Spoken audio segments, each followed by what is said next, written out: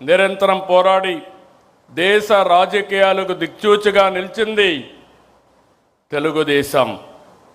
సంస్కరణలకు, విజన్ పాలిటిక్స్కు నాంది తెలుగుదేశం. నేటి తరానికి పార్టీ ఐడియాలజీని తెలియజెప్పాలి, తెలుగు జాతిపై ప్రభావాన్ని వివరించాలి. తెలుగుదేశం పుట్టుక, ప్రయాణం, ప్రస్థానం అన్నీ అద్భుతాలే, ప్రతి అడుగు సంచలనమే. ఆంధ్రప్రదేశ్ అభివృద్ధిని తెలుగుదేశం పార్టీ ఆవిర్భావానికంటే ముందు, తర్వాత అని చూడాలి. దేశ రాజకీయాల్లో ఒక రాష్ట్రంలో లేకపోతే దేశంపై ఇంతలా ప్రభావం చూపించిన మరో ప్రాంతీయ పార్టీ లేదు. ఇది అతిశయోక్తి కాదు. జాతీయ జెండా దేశానికి గౌరవం, పసుపు జెండా తెలుగువారి ఆత్మగౌరవం, ఆత్మవిశ్వాసం. ప్రతి ఒక్కరికి పసుపు జెండా చూస్తే ధైర్యం, నమ్మకం, భరోసా, ఆ వైబ్రేషన్సే వేరు. జనరేషన్లు మారాయి, టెక్నాలజీ మారింది, ప్రజల ఆలోచనలు మారాయి. కానీ నాటికి నేటికి తెలుగుదేశంపై ప్రజల అభిమానం, ఆదరణ చెక్కు చెదరలేదు. 44 ఏళ్ల ప్రయాణం, 45వ సంవత్సరంలోకి ఎంటర్ అయ్యాం. నిరంతరం ప్రజల కోసం, ప్రజాస్వామ్యం కోసం ఎన్నో పోరాటాలు చేశాం. దాడులు, హింస, హత్యా రాజకీయాలు, అరెస్టులు, అక్రమ కేసులు, వేధింపులు జరిగిన ప్రజా పోరాటాలు ఆపలేదు. నర అంతకులు పీకలు కోస్తున్న పసుపు సైనికులు జెండా వదలలేదు. ఓసారి చూస్తే చంద్రయ్య మెడ మీద కత్తి పెట్టి వాళ్ళు చెప్పినట్టు చేయకపోతే చంపేస్తామని బెదిరిస్తే జై తెలుగుదేశం, జై చంద్రబాబు అని ప్రాణాలు వదిలిపెట్టిన సంఘటన తెలుగుదేశం పార్టీకి ఒక స్ఫూర్తి. ఒక చంద్రయ్య, ఒక జల్లయ్య, నందం సుబ్బయ్య వంటి వందల మంది కార్యకర్తల బలిదానం వలన మనం ఈ అధికారాన్ని సాధించుకున్నాం.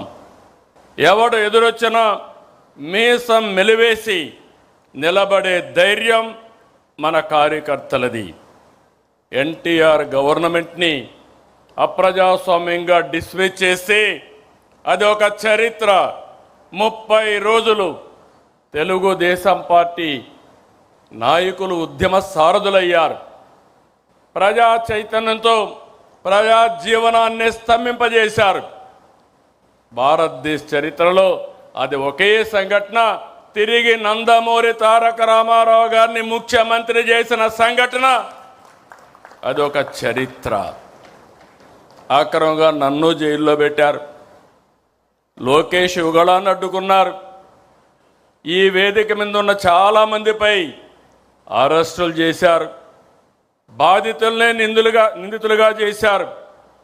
అయినా ఏ కార్యకర్త, నాయకుడు తల వంచలేదు, వెనకడుగు వేయలేదు, పోరాటాలు ఆపలేదు.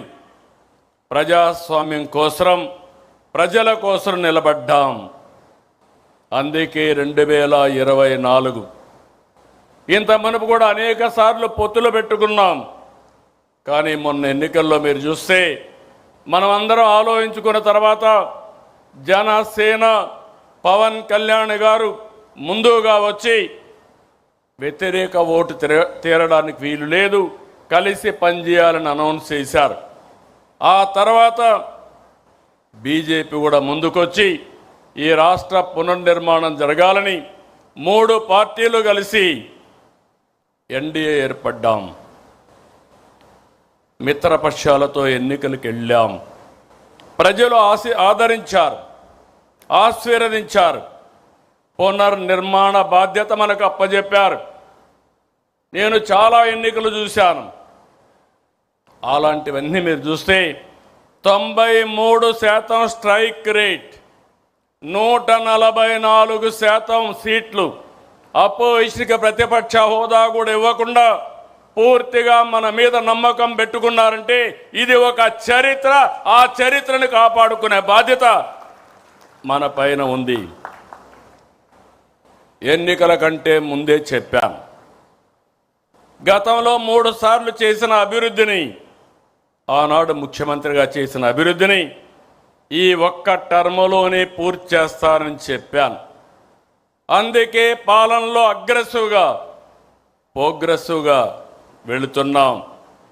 తెలుగుదేశం పార్టీ మూల సిద్ధాంతాలలో మహిళా సాధికారత ఉంది. నాటి నుంచి నేటి వరకు ఆడబిడ్డలకు ఆర్థిక గౌరవం, సామాజిక గౌరవం, రాజకీయ గౌరవం ఇచ్చింది తెలుగుదేశం పార్టీ. ఎన్టీఆర్ హయాంలో మహిళలకు ఆస్తి హక్కు నుంచి నేటి తల్లికి వందనం వరకు అనేక పథకాలు అమలు చేశాం. విద్యా ఉద్యోగాలతో పాటు స్థానిక సంస్థల్లో మహిళలకు రిజర్వేషన్లు పెట్టాం. మళ్ళీ హామీ ఇస్తున్నా, ఈరోజు మహానాడుని మహిళలకు అంకితం చేశాం.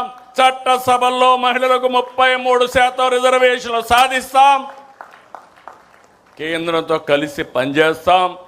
నరేంద్ర మోడీ గారి నాయకత్వంలో తప్పకుండా ఒక చరిత్ర తిరగరాస్తామని మరొక్కసారి ఆడబిడ్డలందరికీ విజ్ఞప్తి చేస్తున్నా.